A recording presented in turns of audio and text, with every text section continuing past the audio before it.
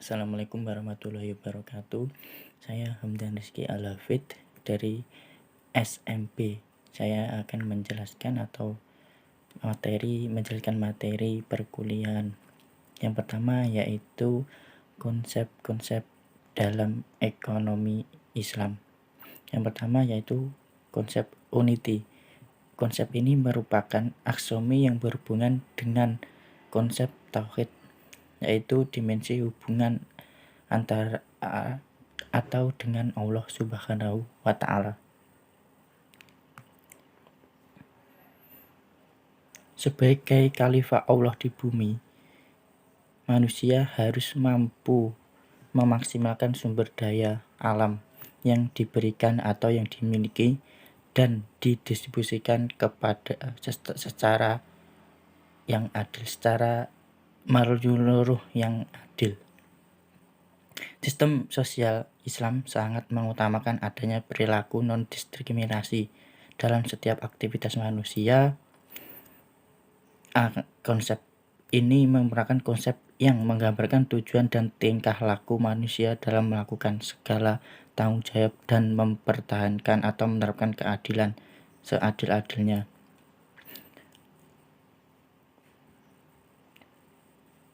Yang kedua yaitu konsep equilibrium, keseimbangan atau kesejajaran.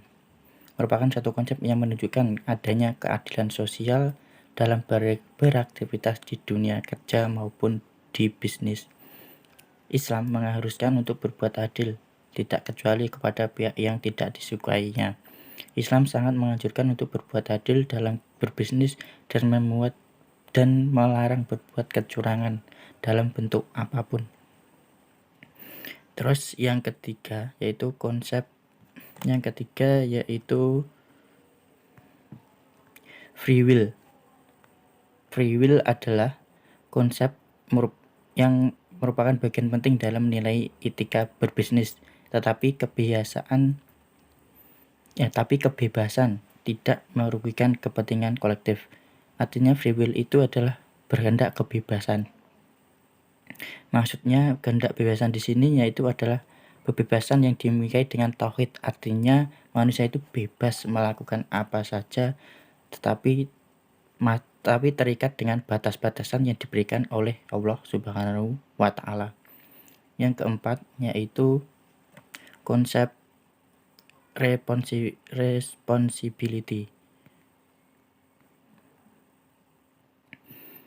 Konsep ini adalah kebebasan tanpa ada batas adalah suatu hal yang mustahil yang dilakukan oleh manusia, karena kebebasan itu mesti ada batasnya dan ada pertanggungjawabannya.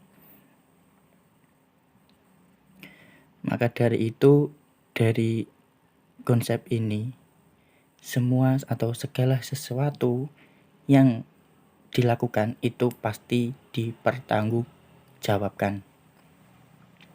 Terus yaitu penjelasan yang kedua atau materi yang kedua yaitu mazhab. Di ekonomi Islam, mazhab yang pertama yaitu mazhab Bakir As-Sadr. Mazhab ini dipelopori oleh Bakir As-Sadr yang berpendapat bahwa ilmu ekonomi itu tidak pernah sejalan dengan Islam. Keduanya tidak pernah dapat disatukan karena keduanya berasal dari filosofi yang kontradiktif, yang mana berdampak pada perbedaan cara pandang keduanya dalam melihat masalah ekonomi. Mazhab ini juga menolak pandangan ekonomi konvensional mengenai keinginan manusia yang tak terbatas dengan sumber daya alam yang tak terbatas. Dengan menggunakan dalil Quran surah Al-Qamar ayat 49 bahwasanya Allah telah mengatur segala sesuatu dengan ukuran yang sempurna. Kemudian mengenai keinginan manusia yang tak terbatas, mereka membantahnya dan mengambil contoh manusia akan berhenti minum jika dahaganya halus. Terus mazhab yang kedua yaitu mazhab mainstream. Salah satu tokoh yang terkenal dalam mazhab ini ialah M. Umar Capra. Dalam mazhab ini berpendapat bahwa pandangan mazhab Bakir As-Siddiq tadi, yang mana mazhab ini berpendapat bahwa masalah ekonomi itu muncul karena adanya keinginan manusia yang tak terbatas, sedangkan sumber daya alam yang tersedia terbatas, sebagaimana pandangan ekonomi konvensional dengan dalil Quran surah Al-Baqarah yang artinya, dan sesungguhnya akan kami berikan cobaan kepadamu dengan sedikit ketakutan, kelaparan, kekurangan harta, jiwa, dan buah-buahan, dan berikanlah kabar gembira pada orang-orang yang sabar. Mazhab yang ketiga yaitu mazhab alternatif kritis. Mazhab ini dipropoli oleh Timur Quran, ketua jurusan ekonomi University of Southern California. Mazhab ini merupakan mazhab yang banyak memberikan kritikan terhadap mazhab-mazhab sebelumnya, termasuk mazhab Bakir. Dikritik sebagai mazhab yang berusaha menemukan hal baru yang sebenarnya sudah ditemukan oleh orang lain, sementara mengkritik mazhab mainstream yang diklaim sebagai ciplakan dari ekonomi modern yang menghilangkan variabel riba dan memasukkan variabel zakat dan niat.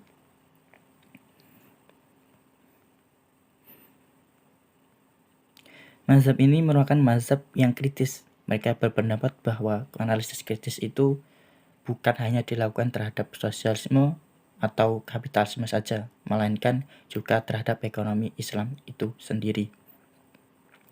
Bahasan yang ketiga yaitu mengenai sumber norma dalam ekonomi Islam. Yang pertama yaitu tauhid atau ketuhanan. Tauhid ini merupakan fondasi fundamental ajaran Islam, bahwa tauhid itu yang membentuk 3 asas pokok filsafat ekonomi Islam, yang itu yang pertama, dunia dengan segala isinya dan milik Allah Subhanahu, dan menurut kehendaknya manusia sebagai khalifah di bumi. Manusia sebagai khalifahnya hanya mempunyai hak kepemimpinan dan pengelolaan yang tidak mutlak atau absurd. Yang kedua, Allah Subhanahu wa Ta'ala menciptakan semua makhluk dan semua makhluk itu tunduk kepadanya. Dalam perspektif Islam, kehidupan dunia ini hanya dipandang sebagai ujian dan sementara, tidak kekal atau tidak abadi, di mana akan diberikan kenikmatan dengan surga yang abadi bagi mereka yang dikasihinya. Yang ketiga yaitu secara horizontal, iman pada hari akhir atau kiamat akan mempengaruhi perilaku manusia dalam aktivitas ekonomi. Misalnya, seorang muslim yang ingin melakukan aktivitas ekonomi tertentu, maka ia juga akan mempertimbangkan akibat setelahnya. Hal ini maksudnya adalah agar mereka itu berpikir secara panjang, tidak hanya secara pendek saja. Yang kedua yaitu adil atau keadilan. Allah adalah sang pencipta seluruh yang ada di dunia ini, dan salah satu sifatnya yaitu adil. Allah itu menganggap semua manusia itu sama, yang membedakan itu hanya iman dan takwanya. Oleh karena itu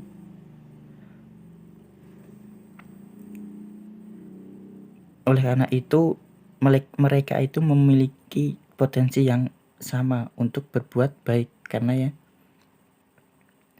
karena yang menjadi pembeda itu cuma ketakwaan saja di setiap individu. Dalam implementasi prinsip adil dalam ekonomi Islam ialah pemenuhan kebutuhan pokok bagi setiap masyarakat, sumber pendapatan yang terhormat atau yang didapatkan itu secara halal, distribusi pendapatan dan kekayaan yang secara merata, dan pertumbuhan dan stabilitas ekonomi itu yang baik. Terus yang ketiga yaitu nubuah atau kenabian, karena sifat cinta, kasih sayang, dan kebijakan Allah untuk manusia itu tidak dibiarkan semena-mena hidup di dunia ini tanpa adanya petunjuk atau bimbingan dari Allah. Maka dari itu Allah mengutus para nabi dan rasulnya sebagai delegasi dalam menyampaikan petunjuk Allah kepada manusia tentang bagaimana hidup yang baik, benar, dan berkah, dan mengajarkan jalan atau cara untuk kembali kepada Allah jika ia melakukan kesalahan atau kekhilafan. Yang keempat yaitu khilafah atau pemerintahan. khilafah merupakan representasi atau bahwa manusia adalah di dunia ini adalah pemimpin yang dianugerahi seperangkat potensi mental dan spiritual oleh Allah Subhanahu wa taala, serta disediakan kelengkapan sumber daya alam atau materi yang dapat dimanfaatkan dalam rangka untuk sustainabilitas atau keberlangsungan hidup. Sehingga konsep khalifah ini melandasi prinsip kehidupan kolektif manusia atau Abul Minanas dalam Islam. Fungsi utamanya adalah untuk menjaga keturunan atau berinteraksi bermuamalah dalam pelaku ekonomi ataupun bisnis. Terus yang kelima yaitu mahat atau asil. Pada dasarnya perbuatan baik atau buruk itu akan dibalas, seperti kebaikan baik akan dibalas dengan kebaikan dan sebaliknya perbuatan buruk akan dibalas dengan buruk. Oleh karena itu, mahat atau hasil ini bermakna balasan atau imbalan atau ganjaran. Menurut Imam Al-Ghazali, implikasi konsep mahat dalam kehidupan ekonomi dan bisnis atau Islam itu misalnya mendapatkan profit atau laba sebagai motivasi para pelaku bisnis. Laba tersebut bisa didapatkan di dunia dan bisa juga didapatkan di akhirat. Karena itu konsep profit atau laba mendapatkan legitimasi dalam Islam. Terus selanjutnya yaitu penjelasan tentang sumber norma dalam ekonomi Islam. Yang pertama yaitu sumbernya yaitu Al-Quran. Al-Quran adalah sumber hukum Islam yang pertama dan yang paling utama, serta sumber dari segala sumber hukum Islam tersebut. Pandangan Al-Quran tentang harta atau kegiatan ekonomi dapat diuraikan dalam 5 hal. Yang pertama yaitu pemilik mutlak atau terhadap segala sesuatu yang ada di dunia ini atau di muka bumi ini, termasuk harta benda, adalah hanya milik Allah Subhanahu wa taala. Yang kedua yaitu dari segi status harta dalam pandangan Islam ada 4 hal. Yang pertama, harta sebagai amanah atau titipan.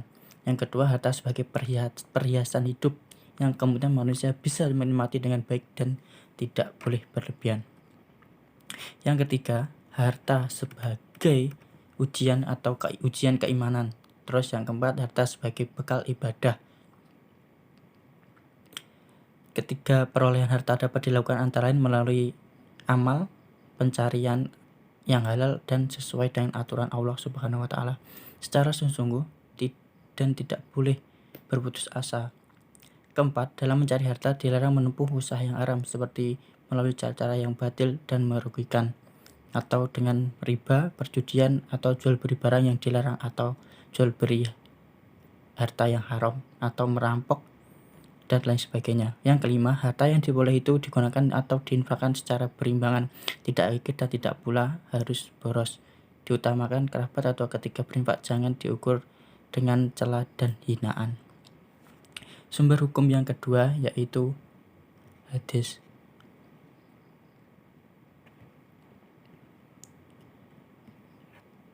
Ekonomi Islam berpedoman juga kepada hadis, bagaimana firman Allah dalam surat Al-A'raf ayat 158.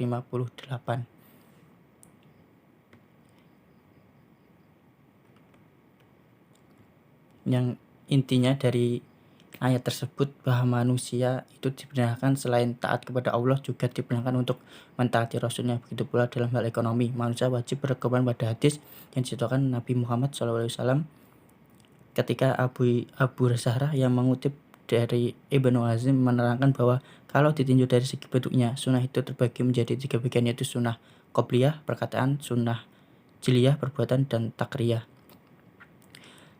Selanjutnya yaitu ijtihad. Dalam kajian Abd Hamas, setelah mencermati beberapa definisi ijtihad melalui sudut etnologi, terminologi maupun dari beberapa pengertian, diberitakan bahwa ijtihad secara umum itu dapat dipahami sebagai kekuatan atau kemampuan dalam menentukan ide-ide yang bagus demi kemaslahatan umat. Selain itu ada pula yang memahami ijtihad itu sebagai pengarahan segenap kesanggupan dari seorang ahli fikih atau mujtahid untuk memperoleh pengertian terhadap hukum syara atau hukum Islam. Ijtihad ini merupakan salah satu sumber hukum Islam yang membentukannya dilatar belakangi oleh perkembangan yang terjadi di masyarakat, di mana di dalamnya bermunculan persoalan-persoalan yang sebelumnya semuanya sudah dijawab secara gamblang oleh ayat Al-Quran serta hadis Rasulullah. Untuk merespon keadaan tersebut, maka para ulama berupaya menciptakan produk hukum melalui usaha pemikiran yang sungguh-sungguh maupun melalui proses interpretasi. Dan yang terakhir yaitu peran sumber norma ekonomi Islam, yaitu mampu mewujudkan kemaslahatan bagi umat manusia di dunia ini, terutama mewujudkan kesejahteraan ekonomi, norma-norma khususnya agama Islam atau moral Islam, dan membina persaudaraan serta menegakkan keadilan. Sekian dari saya, kurang lebihnya mohon maaf. Wassalamualaikum warahmatullahi wabarakatuh.